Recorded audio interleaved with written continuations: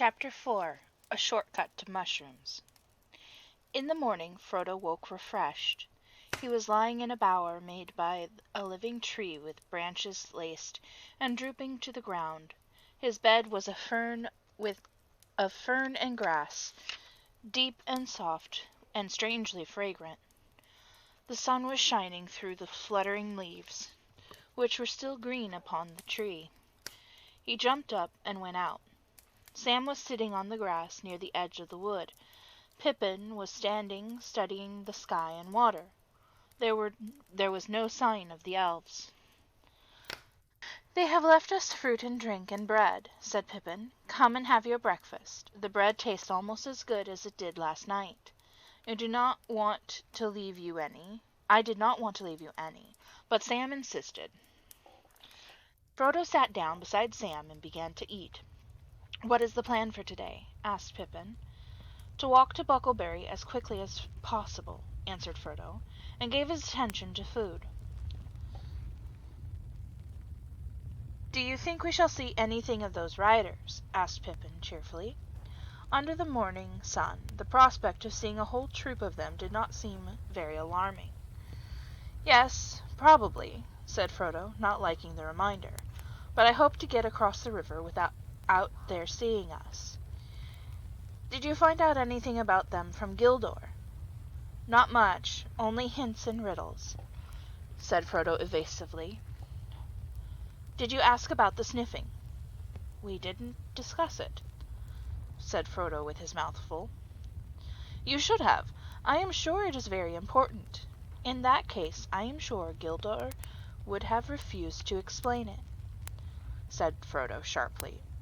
"And now leave me in peace for a bit. I don't want to answer a string of questions while I am eating. I want to think." "Good heavens!" said Pippin. "At breakfast?" He walked away towards the edge of the green. From Frodo's mind the bright morning, treacherously bright, he thought, had not banished the fear of pursuit, and he pondered the words of Gildor. The merry voice of Pippin came to him. He was running on the green turf and singing. "No, I could not," he said to himself. "It is one thing to take my young friends walking over the Shire with me, until we are hungry and weary, and food and bed are sweet. To take them into exile, where hunger and weariness have no cure, is quite another. Even if they are willing to come, the inheritance is mine alone. I don't think I ought to even take Sam." He looked at Sam Gamgee and discovered that Sam was watching him. "Well, Sam," he said, "what about it? I am leaving the Shire as soon as ever I can. In fact, I have made up my mind not to even wait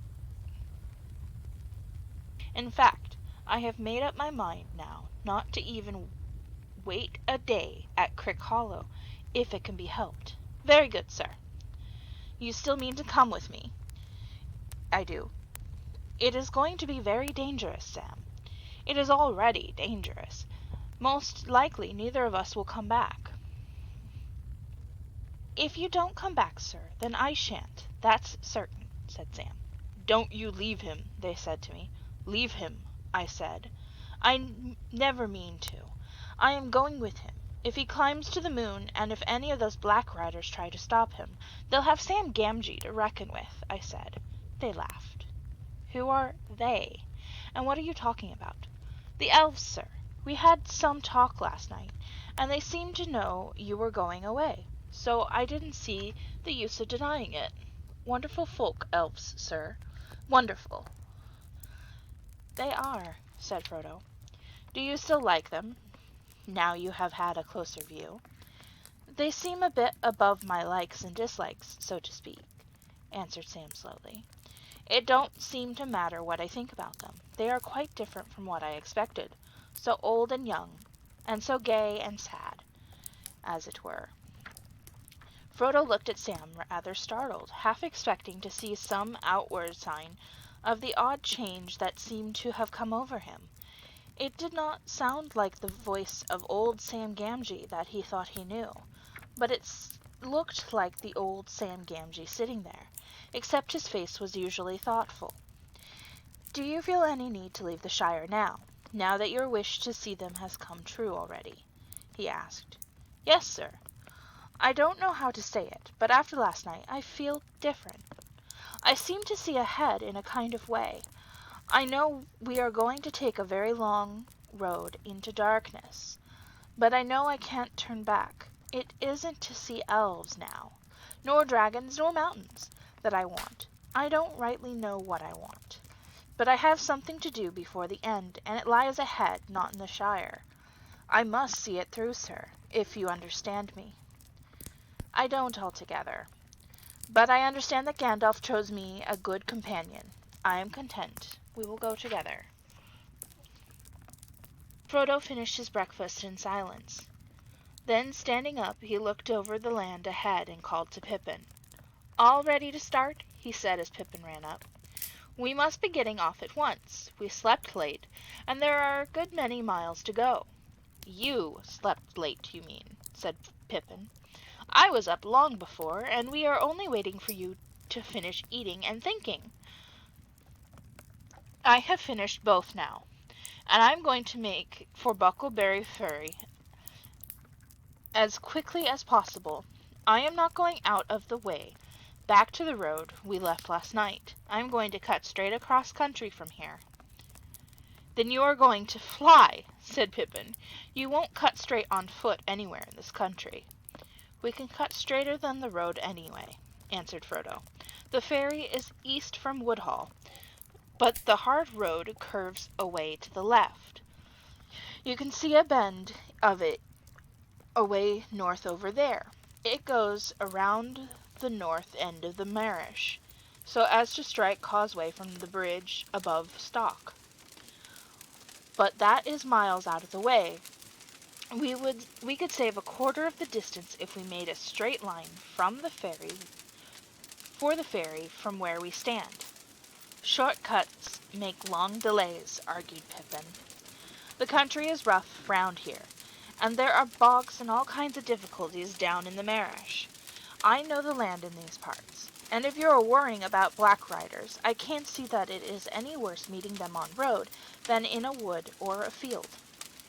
"It is less easy to find people in the woods and fields," answered Frodo. "And if you are supposed to be on the road, there is some chance that you will be looked for on the road and not off it." "All right," said Pippin. "I will follow you into every bog and ditch, but it is hard. I had counted on passing the Golden Perch at Stock before sundown, the best beer in the East Farthing, or it used to be. It is a long time since I tasted it." "That settles it," said Frodo. "Short cuts make delays, but inns make longer ones. At all costs, we must keep you away from the Golden Perch. We want to get to Buckleberry before dark. What do you say, Sam?" "I will go along with you, Mr. Frodo," said Sam, in spite of private misgiving and a deep regret for the best beer in the East Farthing. "Then if we are going to toil through bog and briar, let us go now," said Pippin. It was already nearly as hot as it had been the day before, but clouds were beginning to come up from the west. It looked likely to turn to rain. The hobbits scrambled down a steep green bank and plunged into the thick trees below. Their course had been chosen to leave Woodhall to their left, and to cut slanting through the woods that clustered along the eastern side of the hills, until they reached the flats beyond. Then they could make straight for the ferry over country that was open, except for a few ditches and fences. Frodo reckoned they had 18 miles to go in a straight line. He soon found that the thicket was closer and more tangled than it had appeared. There were no paths in the undergrowth, and they did not get on very fast. When they had struggled to the bottom of the bank, they found a stream running down from the hills beyond in a deep dug bed with steep slippery sides, overhung with brambles. Most inconveniently, it cut across the line they had chosen. They could not jump over it, nor indeed get across it without getting wet, scratched, and muddy. They halted, wondering what to do. "First check," said Pippin, smiling grimly. Sam Gamgee looked back. Through an opening in the trees he caught a glimpse of the top of the green bank from which they had climbed down.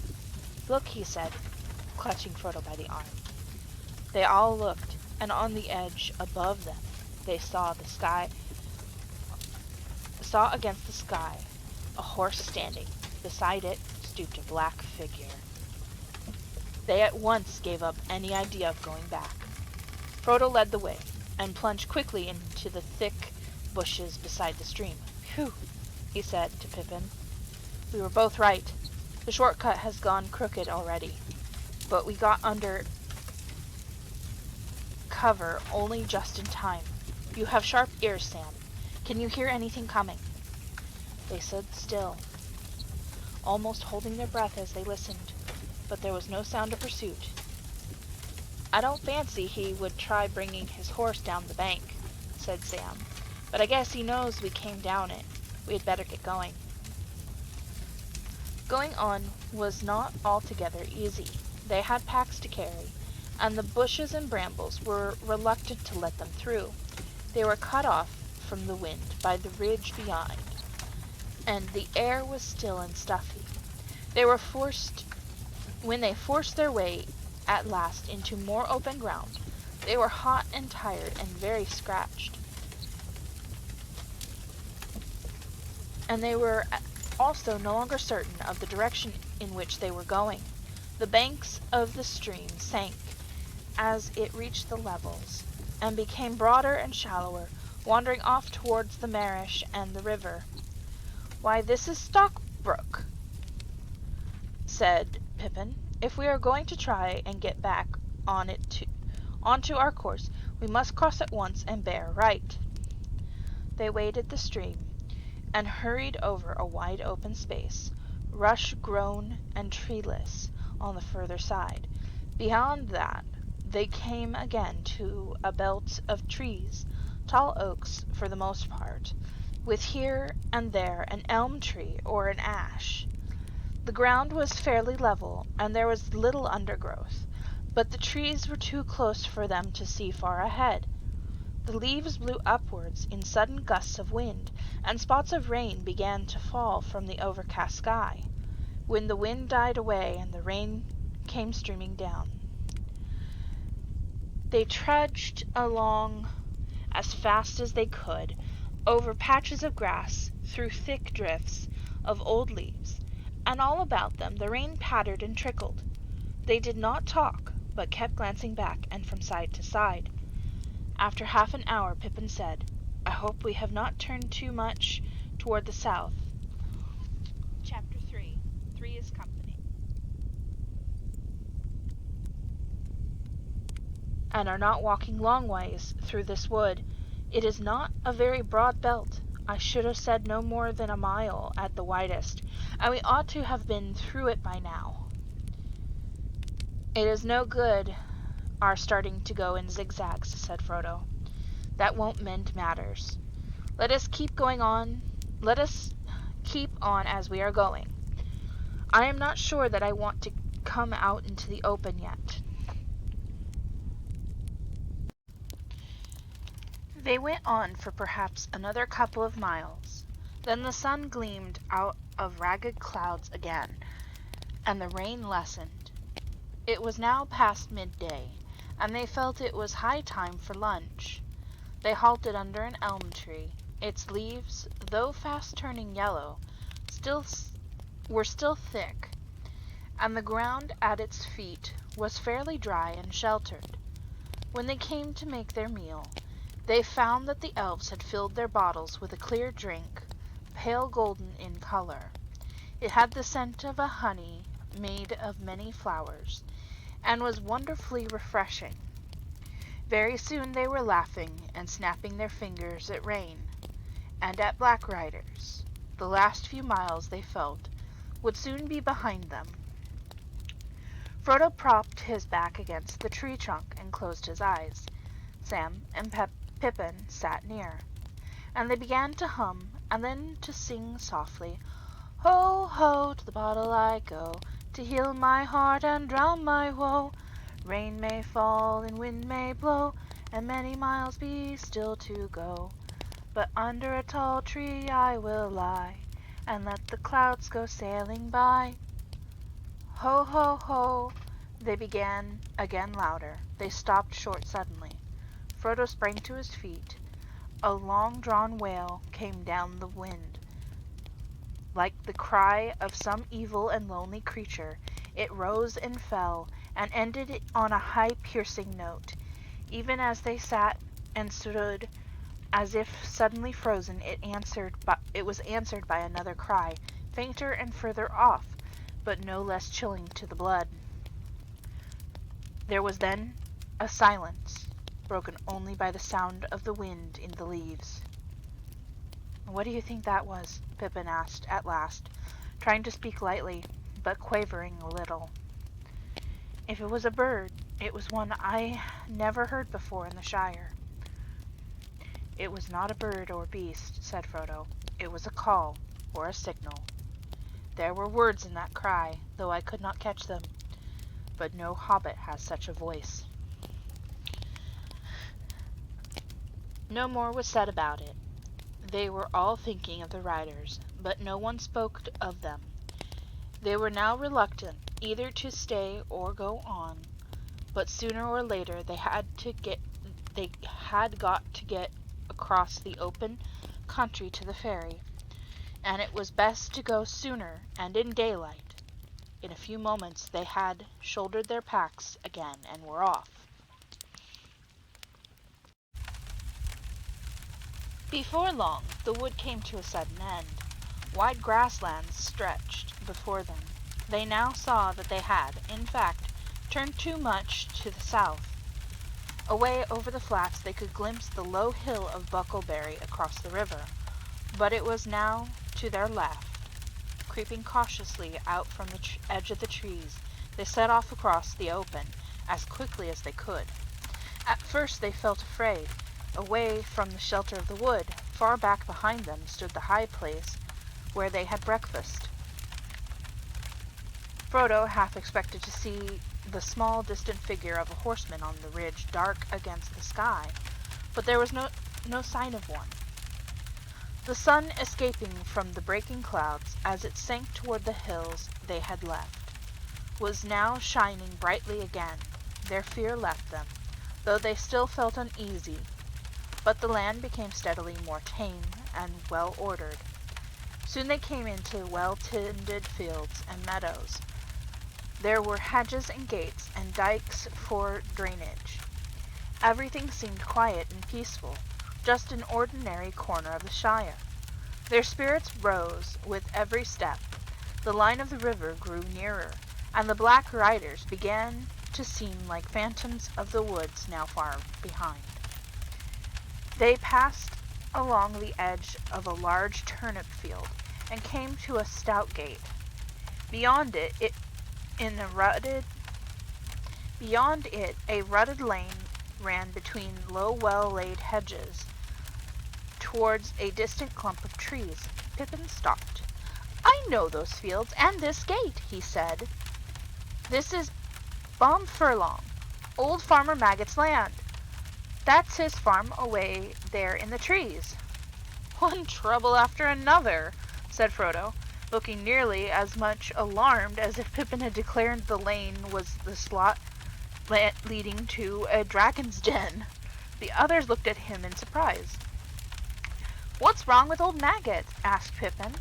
"He is a good friend to all the Brandybucks. Of course he's a terror to trespassers, and keeps ferocious dogs. But, after all, folk down here are near the border and have to be more on their guard." "I know," said Frodo.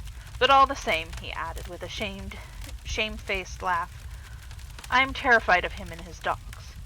I have avoided his farm for years and years. He caught me several times trespassing after mushrooms when I was a youngster at Brandy Hall.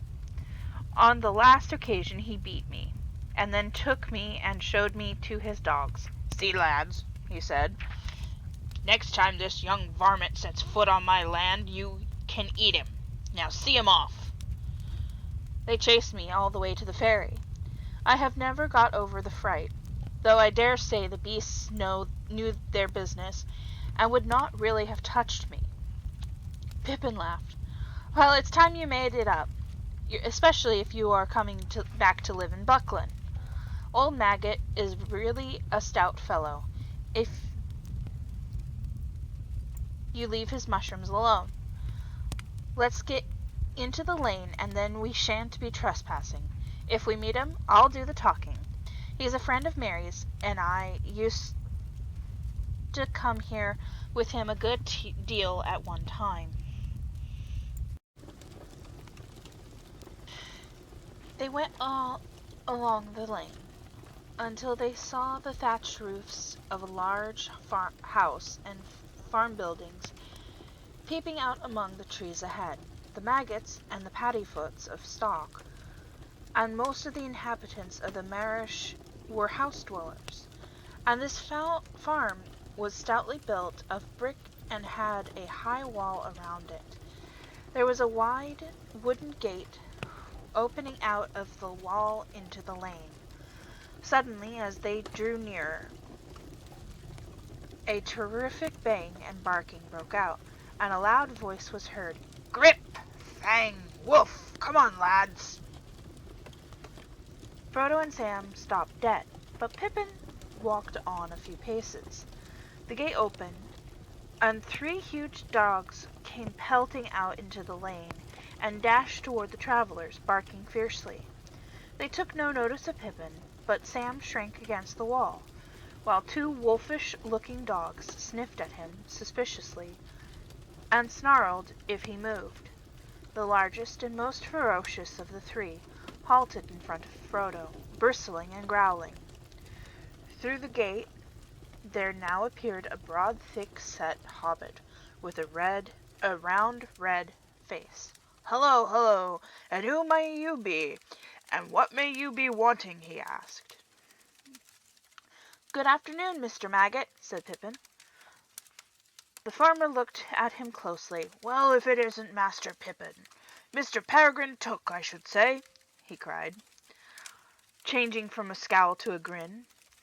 It's a long time since I saw you round here. It's lucky for you that I know you. I was just going out to set my dogs on any strangers. There are some funny things going on today, of course. We do get queer folk wandering in these parts at times, too near the river," he said, shaking his head. "But this fellow was the most outlandish I had ever set eyes on. He won't cross my lands without leave a second time, not if I can stop it." "What fellow do you mean?" asked Pippin. "Then you haven't seen him," said the farmer. "He went up the lane towards the causeway not a long while back. He was a funny customer and asking funny questions. But perhaps you'll come along inside and we'll pass the news more comfortable. I've a drop of good ale on tap, if you and your friends are willing, Mr. Took." It seemed plain that the farmer would tell them more if allowed to do it in his own time and fashion, so they accepted the invitation. "What about the dogs?" asked Frodo anxiously.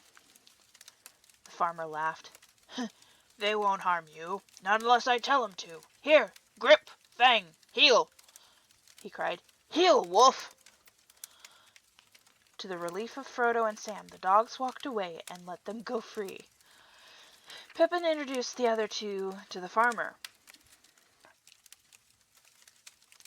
"Mr. Frodo Baggins," he said. "You may not remember him, but he used to live at Brandy Hall." At the name Baggins, the farmer started, and gave Frodo a sharp glance. For a moment Frodo thought the memory of stolen mushrooms had been aroused, and that the dogs would be told to see him off. But Farmer Maggot took him by the arm. "Well, if that isn't queerer than ever!" he exclaimed. "Mr. Baggins, is it? Come inside. We must have a talk." They went into the kitchen and sat by the wide fireplace. Mrs. Maggot brought out beer in a huge jug and filled 4 large mugs. It was a good brew, and Pippin found himself more than compensated for missing the golden perch. Sam sipped his beer suspiciously. He had a natural mistrust of the inhabitants of other parts of the Shire, and also he was not disposed to be quick friends with anyone who had beaten his master, however long ago. After a few remarks about the weather and the agricultural prospects, which were no worse than usual, Farmer Maggot put down his mug and looked at them all in return. "Now, Mr. Peregrine," he said, "where might you be coming from, and where might you be going to? Were you coming to visit me? For if so, you had gone past my gate without my seeing you." "Well, no," answered Pippin. "To tell you the truth, since you have guessed it, we got into the lane from the other end. We had come over your fields, but that was quite by accident. We lost our way in the woods, back near Wood Hall, trying to take a short cut to the ferry." "If you were in a hurry, the road would have served you better," said the farmer. "But I wasn't worrying about that. You have leave to walk over my land if you have a mind, Mr. Peregrine, and you, Mr. Baggins, though I dare say you still like mushrooms." He laughed. "Ah, yes, I recognize the name. I recollect the last time when a young Frodo Baggins was one of the worst young rascals of Buckland. But it wasn't mushrooms I was thinking of. I had just heard the name Baggins before you turned up. What do you think the funny customer asked me?" They waited anxiously for him to go on. "Well," the farmer continued, approaching his point with slow relish, "he came riding in on a big black horse at the gate, which happened to be open, and right up to my door. All black he was, himself too, and cloaked and hooded, as if he did not want to be known. Now what in Shire can he want? I thought to myself. We don't see many of the big folk here over the border, and anyway, I had never heard of any like this black fellow.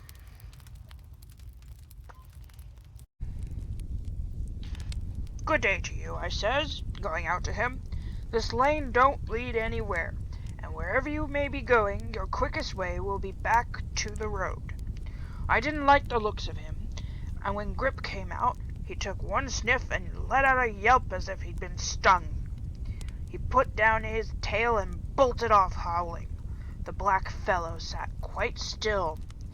I came from yonder, he said, slow and sniffing like, pointing back west over my fields, if you please. Have you seen a Baggins? He asked in a queer voice and bent down towards me.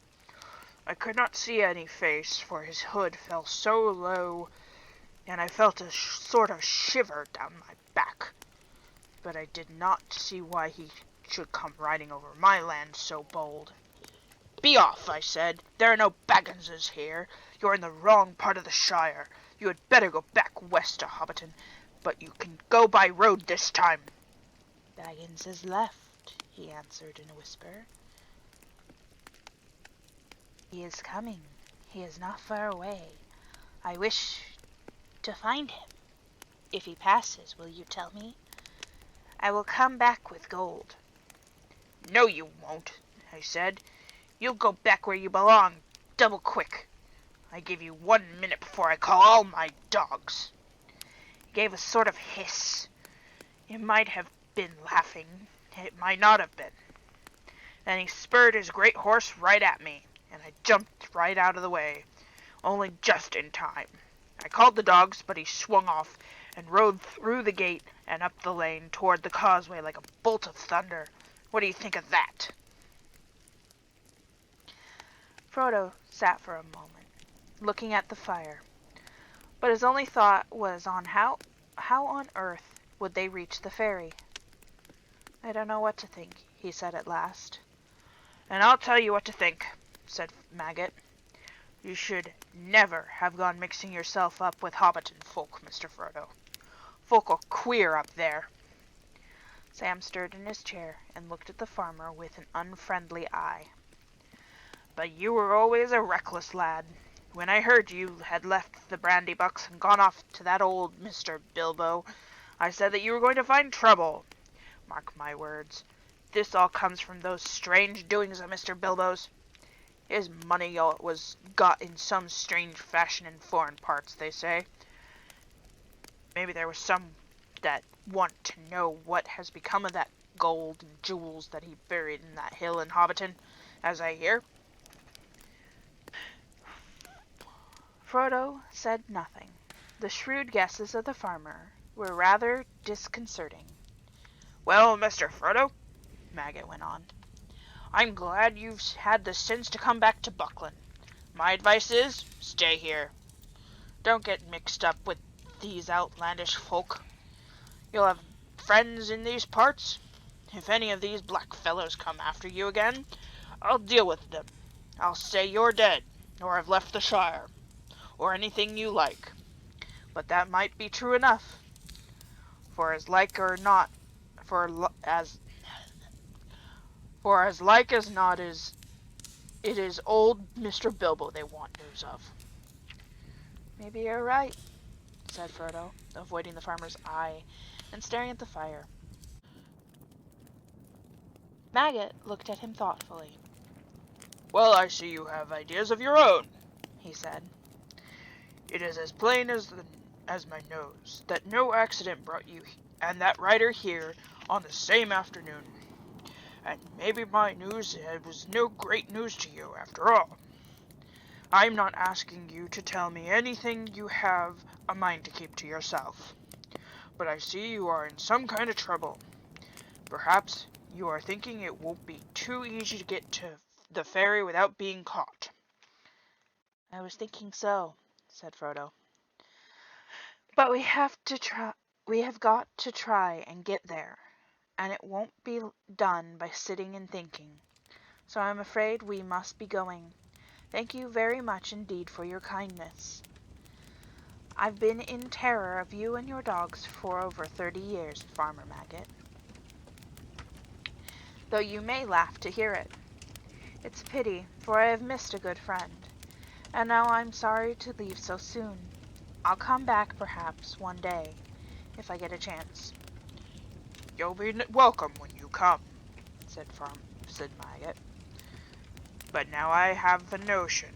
It's near sundown already, and we are going to have our supper, for we mostly go to bed after the sun. If you and Mr. Peregrine and all could stay and have a bite with us, we would be pleased. And so should we, said Frodo. But we must be going at once, I'm afraid. Even now, it will be dark before we can reach the ferry. Ah, but wait a minute. I was going to say, after a bit of supper, I'll get out a small wagon, and I'll drive you all to the ferry. That will save you a good step, and it might also save you trouble of another sort. Frodo now accepted the invitation gratefully, to the relief of Pippin and Sam. The sun was already behind the western hills, and the light was failing. 2 of Maggot's sons and his 3 daughters came in, and a generous supper was laid on the large table. The kitchen was lit with candles, and the fire was mended. Mrs. Maggot bustled in and out. 1 or 2 other hobbits belonging to the farm household came in. In a short while 14 sat down to eat. There was beer in plenty, and a mighty dish of mushrooms and bacon, besides much other solid farmhouse fare. The dogs lay by the fire, and gnawed rinds and cracked bones. When they finished, the farmer and his sons went out with a lantern, and got the wagon ready. It was dark in the yard when the guests came out. They threw their packs on board and climbed in. The farmer sat in the driving seat, and whipped up his 2 stout ponies. His wife stood in the light of the open porch. "You be careful yourself, Maggot," she called. "Don't go arguing with any foreigners, and come straight back." "I will," he said, and drove out the gate. There was now no breath of wind stirring. The night was still and quiet, and a chill was in the air. They came, uh, they went without lights, and took it slowly. After a mile or two the lane came to an end, crossing a deep dike, and climbing a short slope up onto the high-banked causeway. Maggot got down and took a good look either way, north and south, but nothing could be seen in the darkness, and there was not a sound in the still air. The thin strands of river mist were hanging above the dikes and crawling over the fields. "It's going to be thick," said Maggot, "but I'll not light my lantern till I turn for home. We'll hear anything on the road before we meet it tonight."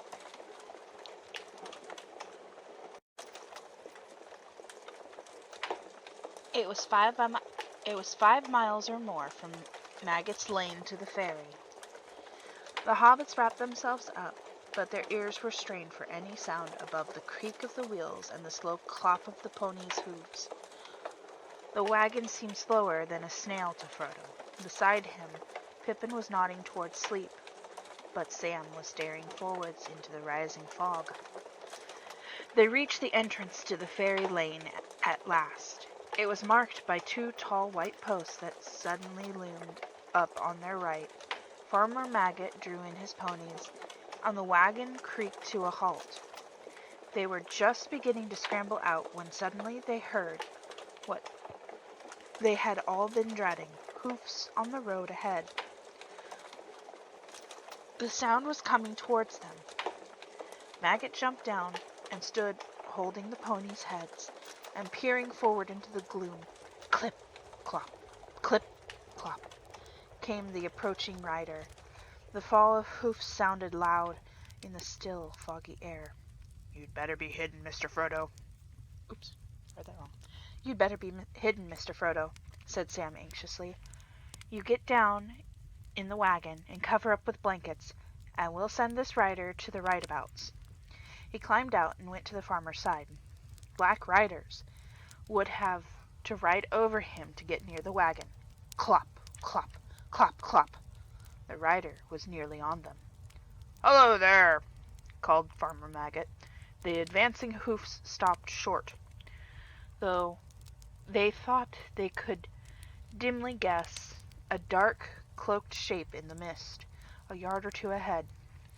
"Now then," said the farmer, throwing the reins to Sam and striding forward, "don't you come a step nearer. What do you want, and where are you going?" I want Mr. Baggins. Have you seen him? Said a muffled voice. But the voice was the voice of Mary Brandybuck. A dark lantern was uncovered, and its light fell on the astonished face of the farmer. "Mr. Merry!" he cried. Yes, of course. Who did you think it was? Said Mary, coming forward. As he came out of the mist, their fears subsided. He seemed suddenly to diminish to an ordinary-sized hobbit. He was riding a pony with a scarf was swathed around his neck and over his chin to keep out the fog. Frodo sprang out of the wagon to greet him. So there you are at last, said Mary. I was beginning to wonder if you would turn up at all today, and I was just going back to supper when it grew foggy. I came across and rode up towards Stock to see if you had fallen in any ditches. But I'm blessed if I know which way you have come. Where did you find them, Mr. Maggot? In your duck pond? "No, I caught 'em trespassing," said the farmer. "and nearly set my dogs on 'em. But they'll tell you all the story, I've no doubt. Now, if you'll excuse me, Mr. Merry and Mr. Frodo, and all, I'd best be turning for home. Mrs. Maggot will be worrying with the night getting thick." He backed his wagon into the lane and turned it. "Well, good night to you all," he said. "It's been a queer day, and no mistake. but all's well as ends well. Though perhaps we should not say that until we reach our own doors. I'll not deny that I'll be glad now when I do." He lit his lanterns and got up. Suddenly he produced a large basket from under his seat. "I was nearly forgetting," he said. "Mrs. Maggot put this up for you, Mr. Baggins, with her compliments." He handed it down and moved off, followed by a chorus of thanks and good nights. They watched the pale rings of light round his lanterns as they dwindled into the foggy night. Suddenly Frodo laughed. From the covered basket he held the scent of mushrooms was rising.